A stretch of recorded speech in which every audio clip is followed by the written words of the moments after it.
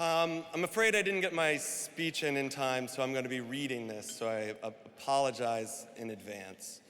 I'm honored to be presenting the Career Tribute Award to Oliver Stone.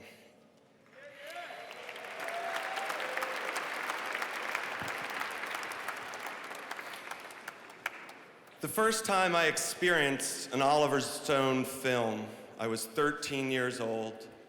I was watching television late one night with my father, and we were flipping through the channels, and we came across a series of startling images.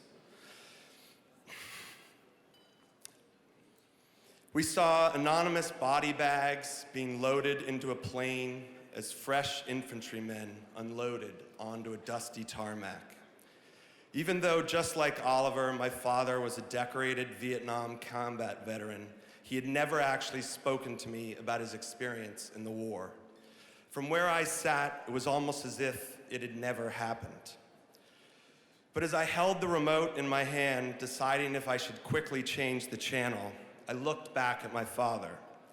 And with a knowing look, he seemed to say, "No, let's do this." So for the next 2 hours, we sat there in silence and watched the masterpiece that is Platoon. Like all great works of art, that movie allowed me to understand something greater about the world and something greater about my father that he couldn't put into words himself. It brought us together. Over his 40-year career, Oliver has written, directed, and produced over 50 movies. Each one of them was a brave and noble attempt to tell a story that had yet to be told. They shone a light into some of the darkest spaces of this human experience. They were unforgiving and relentless in their pursuit of a truth. And no matter where you stood politically, his movies forced you to confront the questions of the day, even while they were entertaining you with the skill and skin of a blockbuster. As I am sure it is true for many of the people in this room, Oliver's movies inspired me to become a filmmaker. Over the last years, I have been humbled to now be able to call Oliver a mentor and a friend. And in all of my conversations with him, one thing has become crystal clear.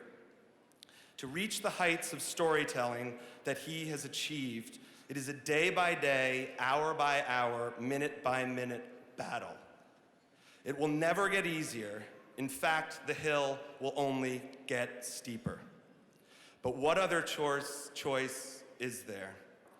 This year, at 70 years old, with the film Snowden, Oliver has delivered another groundbreaking entry into his filmography.